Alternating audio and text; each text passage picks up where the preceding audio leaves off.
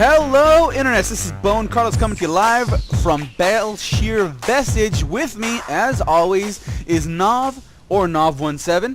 How you doing over there, buddy? I'm doing well.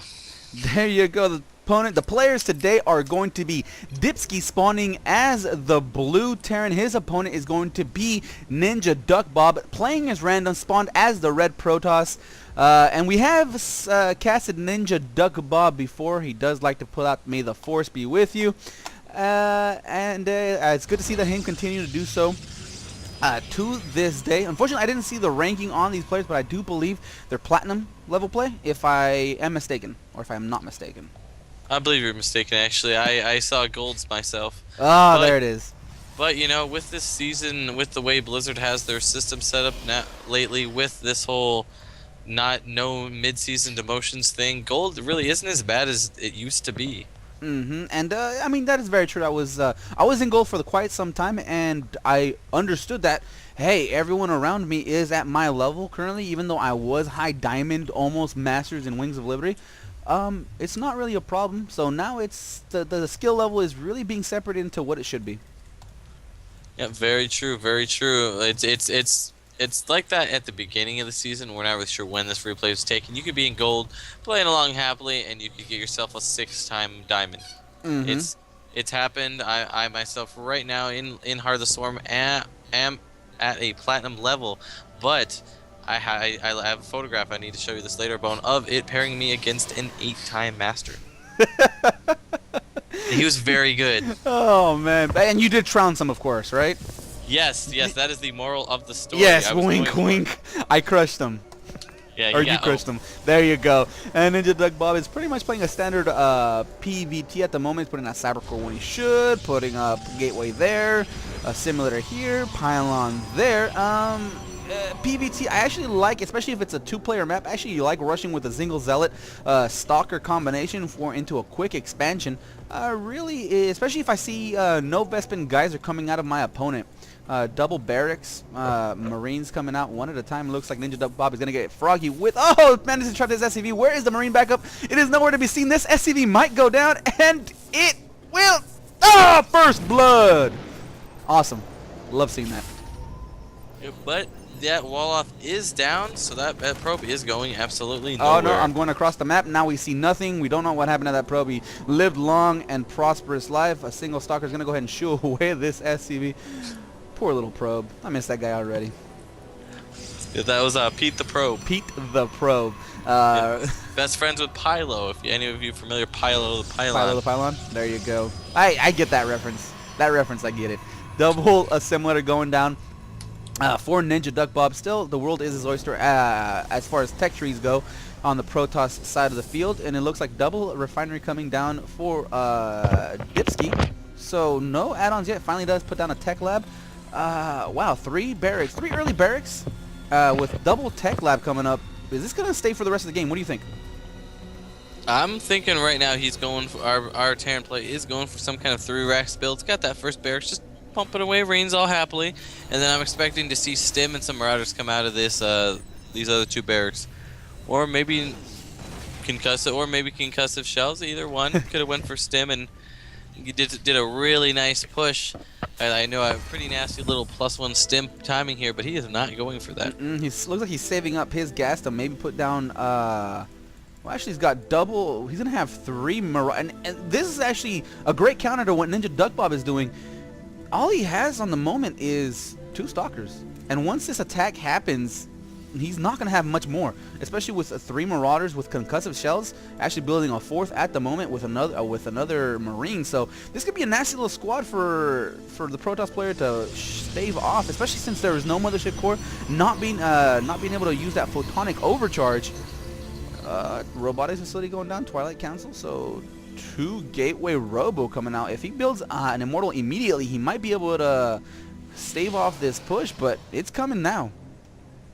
That it is here, and honestly, if he would have been just grabbed Stim before concussive shells, that could have, Stim could be a lot further done, and he could hit with a pretty nasty timing around 6:45, 7 minutes. Stim could be done. So I mean, it would not have been that hard to grab Stim and then grab concussion shells second. which for the meager gas cost of 50 gas and of course the 50 minerals, could have had both by the time this push boomed out and would have been just that much stronger.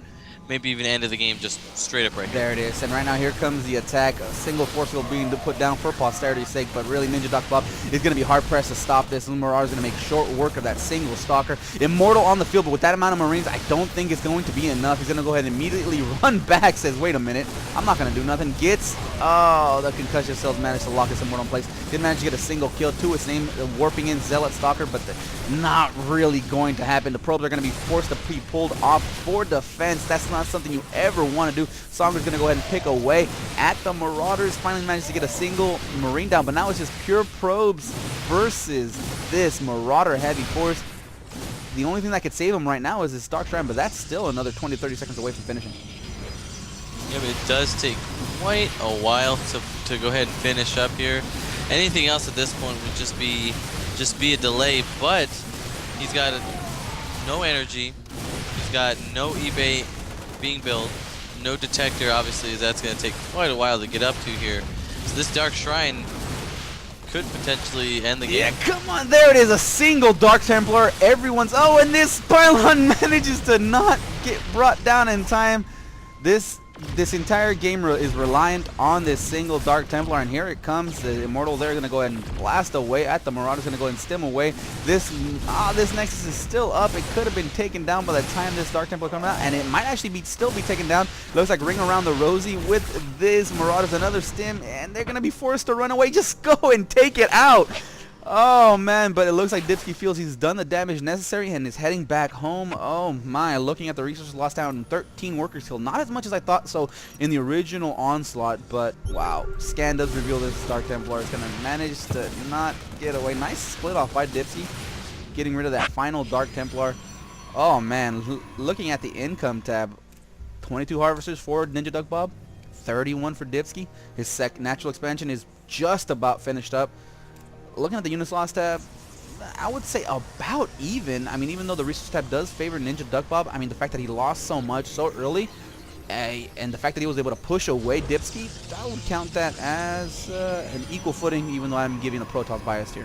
I mean, that was definitely hurting, but Dipski did not have the best macro behind that, so he could have really secured himself a lot better setup than he did. Definitely helped out with that big time. Despite being able to grab stim and possibly have already been able to end the game, they're both. You're right. They are both pretty even footing here. Although NinjaDuckBob has a significantly smaller army, though, but he does have that Dark Templar in there, and it's going to force some scans if he ever wants to move out. And here comes a Warp Prism crossing the map. So. And with his meager forces, he's actually pushing out with his meager force. So a double-pronged attack, going to warp in on the high ground, attack at the front. Going to force Dipski to make a decision, and this is something I love to do up against Terrans, especially in Wings of Liberty. Just force your opponent to make the decision, multi-pronged drops, and here it comes. Oh, those stalkers are just going to go out, immediately going to go down. But this Dark Templar is going to go ahead and attack the mining line of Dipski. Gives himself a couple of kills. Looks like he's up to 9. Really like to have that, get that Dark Templar away from that army, force a scan, and then try to run away and for the duration of that scan. This Dark Templar, though, is doing wonderful amounts of damage. It does have 10 kills, one of which is a Marauder. Get another one. Oh, there it goes. Yeah, but it did, but that damage definitely was really helpful. He is going ahead and oversaturating his natural now. Let's see how long this goes on. The longer this goes on, the more that Dark Templar shenanigans did pay off. Yeah, and something that I saw that NinjaDuckBob didn't do that I wish he would have.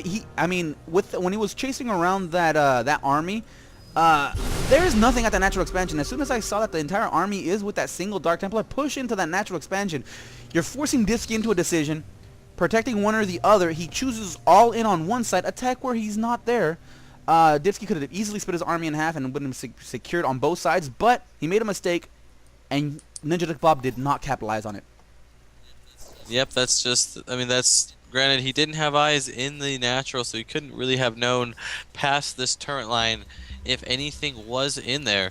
So I will give him Oh, that. I mean, very he didn't true. have a crystal ball, but I mean, it never hurts to just kind of just poke in there, send a zealot in there, send a probe in, just so hey, go check it out. Even though his own forces were very meager, I mean, 2 Zealots, an Immortal, and a Stalker, and a single Dark Templar. I mean, a poke forward with a single Zealot, you're right. You would have seen 1 Marine at the front of the natural expansion and said, I'm going to push forward with everything I got at the moment, and then pull on back as soon as I see all that entire army pulling back to the natural expansion. And this is also where it helps to have at least 1 sentry in your Protoss force, especially going up against a Terran or any opponent really, where you could just force field that main ramp, and you'll have free reign over that natural expansion. Yeah, very, very true. Unless you are playing against me. Where you have 15 Thors up by the 8-minute mark, correct? Yep, shattering them force fields. But right now, NinjaDuckBob has a nice little bit he has about 6 gateways, so very good. A single robot facility. So about the unit producing structures that he wants on 2 bases. Reaper's going to go ahead and scout off the entire map, see exactly what's going on. Going to go ahead and try to pick off a probe or 2. While at the same time, Dipski's going to try to take his own 3rd. And Dipsy actually is very well defended up against any sort of drops now. There are 3 missile turrets at the front. He might, no, that's a little bit too close. That missile turret actually is still in range of that outer edge of the map, and a Raven on the field for detection. So, not really completely overreacting to that DT harass, but still nice to see that he's defending himself. We did have 5 idle SCVs for quite a long time here, some of which are going to work on building some depots here, but just something to watch out for. Watch those idle workers. I myself struggle with that as well. But you know, it's still really anyone's game here. The Terran does have a bigger army, but you know, just giving his opponent more time, not being aggressive, is only going to favor the Protoss in the long run. In the PvT, as a Terran player, you never want to let your Protoss opponent get what he wants to get, which is Archons, High Templar, Colossi, because in the end, even though looks like this Warp Prism might get a little froggy, now gonna run into 1 missile turret, gonna run into 2 missile turrets, decide to just go for it, and he manages to get by. He might get just oh, there it is. Just do it. It manages to get by. It needed 1 more volley. He's gonna warp in everything and anything, gonna disrupt the mining time yet again. The Raven is there. And I like the fact that he warped in a bunch of Zealots, not pure DTs. He warped in just 1 DT. He saved himself a ton of gas, and again, Dipski is just pulling off his entire army. It doesn't look like NinjaDuckBob knows about the 3rd base. No, he does not. He hasn't ventured past the front edges of the natural expansion.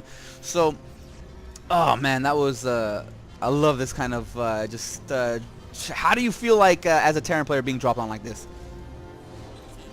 Honestly, it can be difficult. I am pretty used to dealing with Dark Templars. In fact, just the other day I caught a Protoss player red-handed with his proverbial Dark Templar archive in the cookie jar.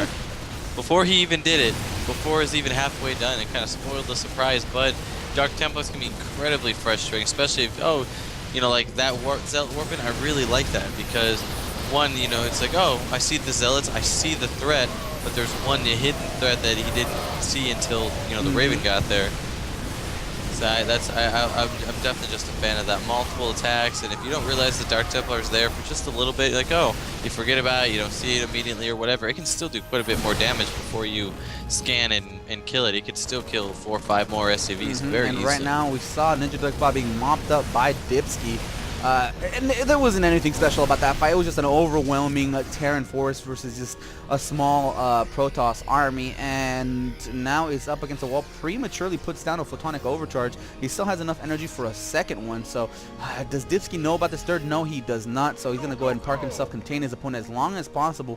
Robotics Bay finally being put down. Dark Templar being warped in. And it looks like Dipski's just going to wait until this Photonic Overcharge is done before deciding to poke forward yet again. But he's going to go ahead and finally pick up his units and say maybe give himself a multi-pronged attack in the main. But no, he's just going to go back home. Not something I enjoy. Yep. He could have easily at least had a Marauder go and check this out. Into the main. He's going to go ahead and go for a drop here, see what he can get done. This could hurt quite a lot, not really a lot exactly, here. especially since NinjaDuckBob doesn't really have much. He's finally going to go ahead and attack the pylons, which is a great choice. Attack the pylons, especially in the mid to late game. It really shuts down pretty much your production for a long time. As a Protoss player, you're going to attack the Dark Shrine. That's going to go down. And finally the arm, actually, 67, 1/2 more second would have actually finished off that Dark Shrine. But now it looks like NinjaDuckBob is going to shoo away, but still at the natural expansion. He did leave the Mothership Core there, which is great. Along with those two, ow, man. One more shot and those photon cannons would win photon cannon of the year. This has been a game up. There it is. There it goes. This has been a game of one shot, just one shot away. I feel, and yeah, I mean the Dark Shrine, one shot, 1/2 second away. The Nexus, one more volley away from being destroyed. That Warp Prism, you know, one shot away from being destroyed. Those Medivacs, man. This has been a really close game, and I'm thoroughly enjoying it. Finally, we see Mobius Reactor. Are we going to see some Thors? How do you feel about that one? My favorite unit in the game, so I am there you go, thrilled. Mobius Reactor. So we might see Ghosts coming on the way. I don't see any in the army just yet, but an EMP will pretty much make those Archons, I don't want to say worthless, but almost worthless. NinjaDuckBob is still trying to scrape by, trying to do whatever he can to claw himself back in this game, but if Dipski just pushes forward, one stem, two stems, it will be able to focus down this Nexus very, very quickly, very, very easily, while at the same time he's taking up his fourth, and at the same time attacking with a single Reaver. And I don't think he's going to get any kills anytime soon, but here comes the push at the third, immediately focuses down that pylon, immediately going to start trying to take down this Nexus. The army is there for NinjaDuckBob, but is the Nexus does fall. This is a huge blow for NinjaDuckBob, but nah, he has himself quite a bit of a bank. Yep, and the best part is that Reaper did bag himself every probe kill on this Vespian Geyser, and it still does have about 250 gas left, which granted isn't a staggering amount, but it will slow him down just a bit. And right now it looks like Dipski feels the damage has been done. He's just gonna go ahead and head on back home. What I would like for him to do is scan or do something to make sure that NinjaDuckBob doesn't immediately retake this as he's doing now. I just don't see what NinjaDuckBob at the moment can do to claw himself back into this game. I mean, his army only has +1 attack while his opponent has +1 attack. So at the 25-minute mark, 24-minute mark, not something you want to see in any level of game. Just want to start churning out those upgrades as soon as possible, as fast as possible, especially when you have the infrastructure and the economy to do so. Very true here. Did go ahead and warp in a bunch of sentries. Oh, moving around like little disco balls and whatnot here could potentially cut this army in half here, except for that Thor there may there actually is, and it prevent does that. manage to catch it in half. The Thor is immediately taken down. Great play by NinjaDuckBob, or maybe a misclick by Dipski, pretty much forces the army count or the food count into NinjaDuckBob's favor. Wow. Yep, he decides to, looks like he may go back around for that third is what I'm thinking. Yep, he's, well, the Q is heading back towards his base. We'll see if he decides to change directions here in a moment. This base is right now unprotected. These two photon cannons, no power there. I'd really love to see a photon cannon thrown down up, or dual pylons. But I like it's it. not going to be there in time, but at the same time, it looks like NinjaDuckBob manages to catch the fourth base of Dipsy, while at the same time a small Zealot Force is going to attack the sixth base that is going up at the moment. So this third base is going to go down yet again. And the way these armies are positioned, it might turn into a base race, since they're all both pretty much going just all in. A nice wave of Zealots with a couple of Dark Templar. This Mothership Core has enough energy for 2 Photonic Overcharges. Unfortunately, this Nexus is down to 277 whole shields, and it's going to go ahead and push forward. No Photonic Overcharge there. No scan. Those Dark Templar are going to go ahead and feast on these Marauders. Looks like the Nexus does go down. The Mothership Core is still there. It's just a purely Marauder force, so they're not going to be able to bring down this Mothership Core. Oh my. Yep, and he throw down another Photonic Overcharge to protect his main, or whatever he'd like to do here. But we do have a very robust Terran force coming out here. Has 4 Ghosts with nearly full energy.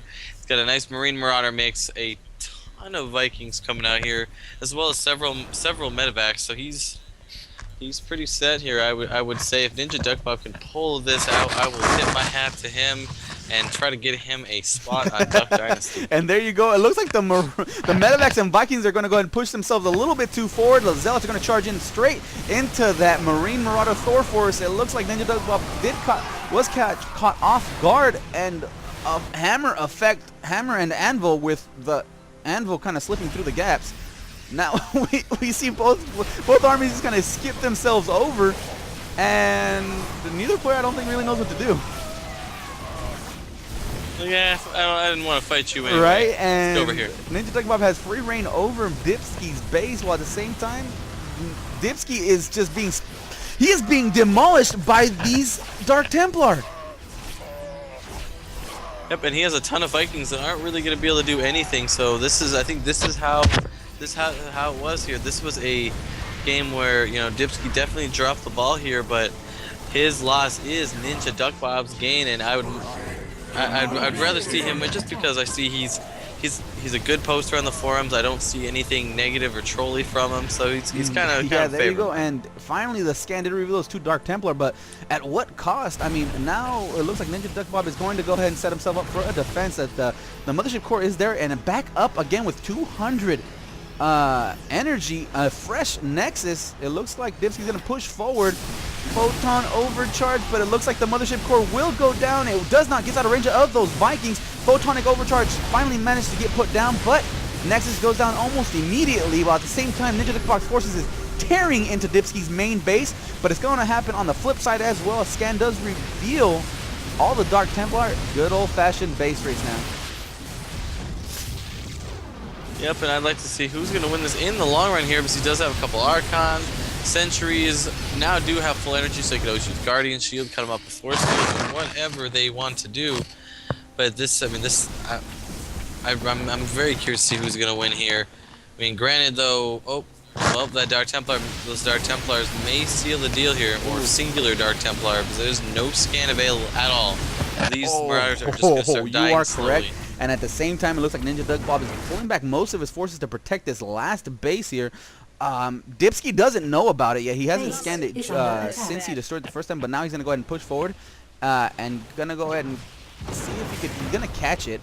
But the main base is still up and running. He did manage to get another mothership. That's the same Mothership Core from the beginning of the game. Dipski decides to tap out, doesn't even want to deal with this crazy shenanigans. And crazy shenanigans it was, because both players, well, it looks like Dipski went up to 2-2 attack, or 2-2 armor and attack, while NinjaDuckBob stayed on 1+1 attack.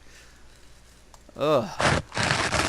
Yeah, very true. That was definitely a topsy-turvy game, but you know, much like one of the other games we casted earlier on today, positioning. So that was it for this replay. I hope you guys enjoyed. If not, leave comments down below on what we could do to make these more enjoyable for you. If you have one of your own replays you'd like for us to cast, feel free to upload them to one of the major replay sites. Drop.sc is very popular. GG Tracker is up there in skill level. I do believe it got dropped down to platinum this last season, but that's A-okay. It's still respectable. That's it for me. Any parting words of wisdom? Nov17. Let it be. Let it be. Nice song. Later, guys. Peace. All right, we're clear.